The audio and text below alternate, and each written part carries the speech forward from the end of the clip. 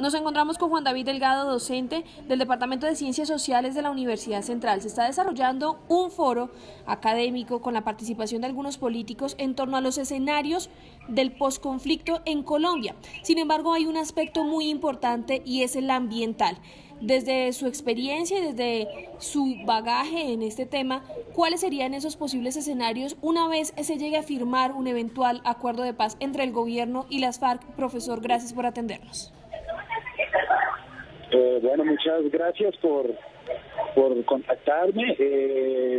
Lo primero que debo decir es que este foro se realiza en el marco del lanzamiento de la especialización en Geografía y Gestión Ambiental del Territorio de la Universidad Central, del Departamento de Ciencias Sociales. Y un poco lo que se ha venido discutiendo, lo que hemos venido discutiendo es un poco lo que puede venirse en torno al medio ambiente con un eventual posconflicto que realmente deseamos que se llegue pronto a esa instancia. Lo que hay que plantear inicialmente es que el conflicto armado colombiano durante 50 años ha tenido un efecto dual sobre los ecosistemas que cubren el territorio colombiano. Por una parte ha arrasado, debemos decirlo, grandes áreas de importancia ecológica alta, ¿no? Mediante la minería ilegal o criminal, como la definió la senadora Claudia López, mediante los cultivos de uso ilícito, ¿no? Mediante la depredación por parte de los monocultivos, y por otro lado, digamos, se han conservado paradójicamente áreas de bosques y de selvas en función a que son espacios estratégicos para los grupos armados. Lo que se va a plantear, digamos, una vez las FARC dejen de la lucha armada y pasen, digamos, a la vida política y civil, es qué va a pasar con sus territorios, digamos, históricos, donde hacen una presencia, un control social, un control ambiental. ¿Qué va a pasar con esos espacios?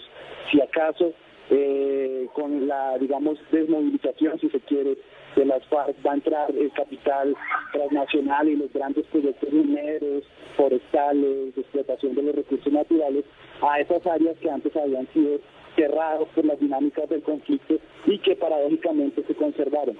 ¿Qué va a pasar con esas áreas? ¿Van a entrar a ser, digamos, depredadas o, como es la posibilidad que se plantea con la especialización en geografía, se va a generar una gestión adecuada, un ordenamiento adecuado del territorio y un respeto a las condiciones ambientales del mismo? Lo que se plantea es un desafío muy importante a nivel nacional con el posconflicto, y es cómo no agudizar aún más los conflictos socioambientales con la firma de una eventual paz entre las FARC y el gobierno nacional.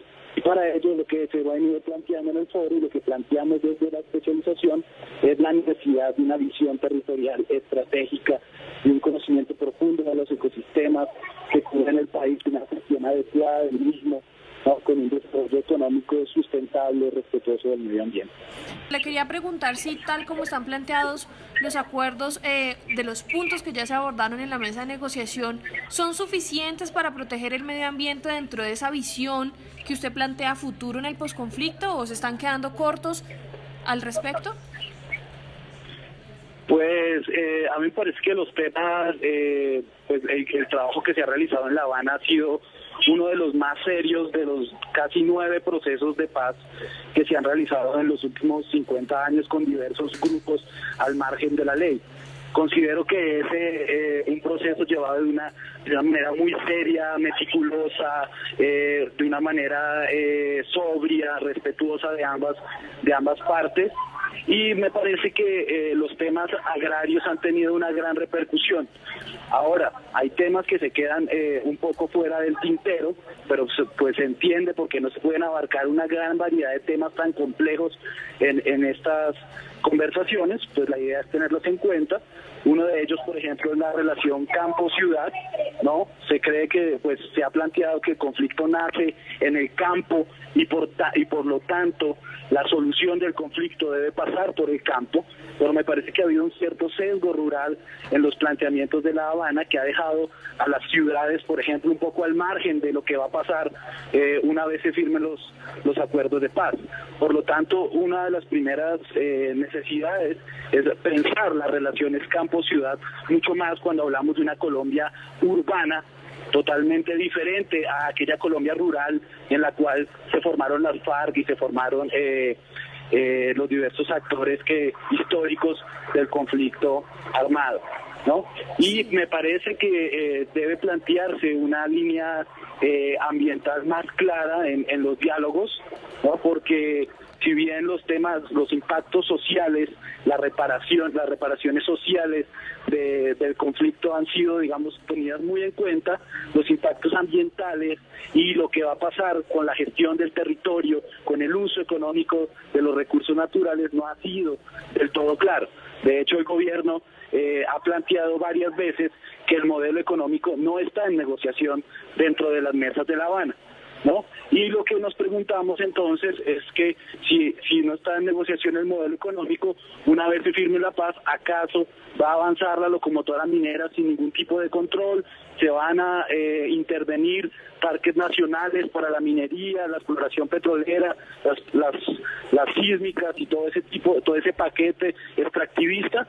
Entonces es un poco las dudas que nos asaltan y que hemos, digamos, compartido con los diversos ponentes del foro del día de hoy. Claro. Me parece que sí, en La Habana debe fortalecerse una visión ambiental en los diálogos. Claro. Hablamos de algún tipo de reparación por los daños causados a nivel ambiental por las FARC. Estamos hablando de la detonación de cargas explosivas y el derramamiento de petróleo por oleoductos. Ya que usted tiene un conocimiento, digamos, más cercano a ese punto ambiental de lo que se está hablando en La Habana, ¿eso se contempla o también estamos cortos en ese aspecto? Bueno, desde mi punto de vista, el ataque sistemático a la infraestructura petrolera, principalmente a los oleoductos, pues ha sido, digamos, una política de más del ELN, ¿no? Pero, obviamente, las FARC debe haber tenido, o tiene, no conozco muy bien, unos impactos ambientales sobre el territorio muy claros, ¿no? Tal vez un poco en su relación no suficientemente entendida con los cultivos ilícitos, si acaso ellos los promueven, los cultivan o simplemente administran esas zonas. Entonces, en esa parte debe hacerse mucha claridad y cuáles deben ser, digamos, esos compromisos en torno al medio ambiente que esta organización, que ojalá transite de la lucha armada a la vida política y civil, tiene que darle, digamos, explicaciones en este sentido al país. Pero ¿hay algún punto, y reitero la pregunta, que se hable de reparación al respecto en lo que usted conoce de los acuerdos? ¿O hay algún punto ambiental dentro de lo que se comprende para el posconflicto que pueda ir por esa línea? ¿O todavía no está claro, no se ha dicho? ¿Qué conocimiento tiene usted al respecto? En lo que yo conozco no ha estado, digamos, como un punto central. Digamos que las urgencias humanitarias y sociales en reparación, ¿no?, en resarcimiento de las víctimas son tan grandes, tan importantes, que me parece que el tema ambiental ha quedado, digamos, en un segundo plano. Pero yo sí creo que debe tenerse muy en cuenta en el futuro. No conozco muy bien en el tema en la mesa. Claro. Desde su concepto, ya para finalizar, usted tocó un punto muy importante, y es que en esa afectación por el derramamiento de petróleo, por obviamente esta detonación de cargas en oleoductos, también ha tenido participación el ELN. Si estamos hablando de un escenario del ambiente en el posconflicto, en lo que respecta a las FARC, ¿puede considerarse que ese escenario va a ser estable cuando el ELN sigue cometiendo, en el marco del conflicto y de la guerra, pues que permanece o persiste con el gobierno, ese tipo de actos? Es decir, ¿puede algo que se concrete en materia ambiental en La Habana tener estabilidad con solo lo que se acuerde con las FARC? Viendo que el ELN también derrama petróleo y pone en riesgo, obviamente, afluentes hidrográficas y zonas ambientales de relevancia. Sí, lo primero que hay que decir es que este proceso nunca será completo si el ELN no entra de manera definitiva al mismo. Digamos que si bien las FARC ha sido la guerrilla más antigua, la más numerosa, la de mayor cobertura territorial y la de mayor capacidad militar, el ELN también ha tenido una histórica presencia en numerosas regiones, no solo rurales sino urbanas del país, y por lo tanto el proceso de paz nunca estará completo sin este actor histórico, como no lo estará si no se incluyen otros actores que también generan graves daños ambientales debido a malos manejos que hacen los recursos con los recursos naturales, y me refiero a empresas petroleras, a mineras, carboneras, que tienen un alto impacto en el medio ambiente. Específicamente en el plano ambiental, pues ningún acuerdo con que se llegue con las FARC va a quedar completamente refrendado en tanto el ELN no entre y acuerde también en esos puntos. Me parece que es difícil un poco llegar a acuerdos con la guerrilla de las FARC y el ELN no se suma rápidamente a esta dinámica de la paz.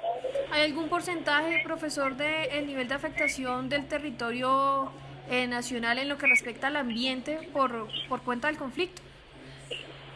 ¿Alguna estadística? No, mira que eso es una de las tareas, yo creo que es una de las tareas que debe realizarse de cara a construir una verdadera paz territorial, que cuando hablamos de una paz territorial obviamente también va a ser una paz con el medio ambiente a la cual tenemos que llegar, ¿no?